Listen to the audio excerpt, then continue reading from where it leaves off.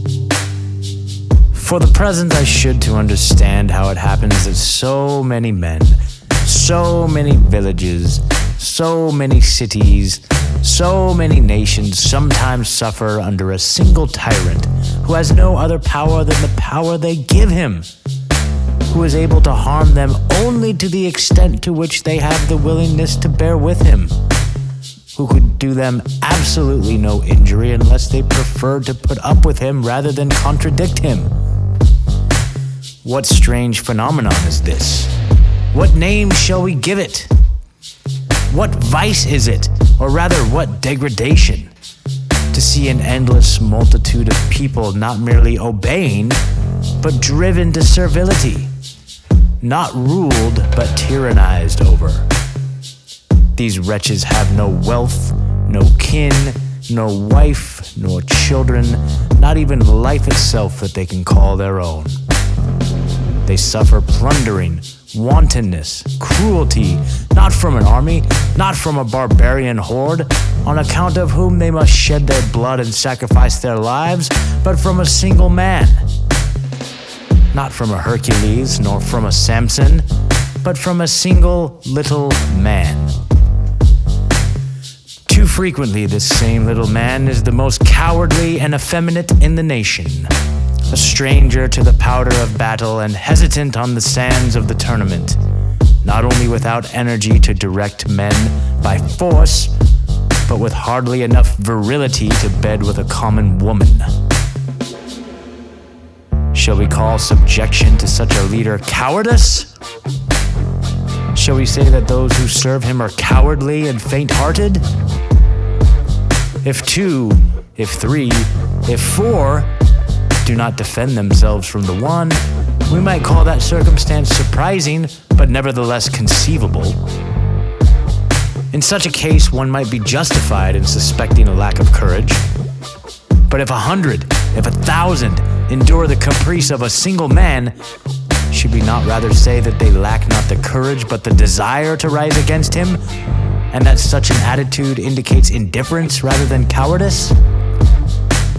When not 100, not 1,000 men, but 100 provinces, 1,000 cities, 1,000,000 men refuse to assail a single man from whom the kindest treatment received is the infliction of serfdom and slavery, what shall we call that?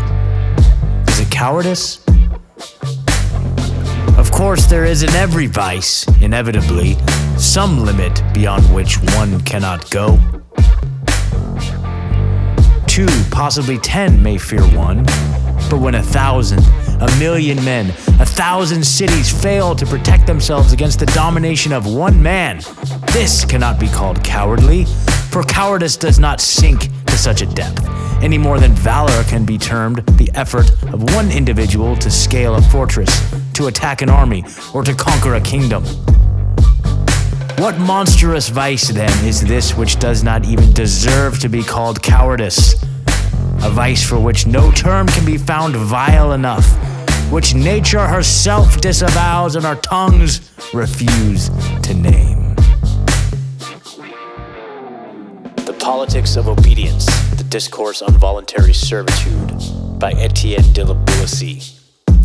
This was published in 1577, and nothing has changed, folks. Do not obey.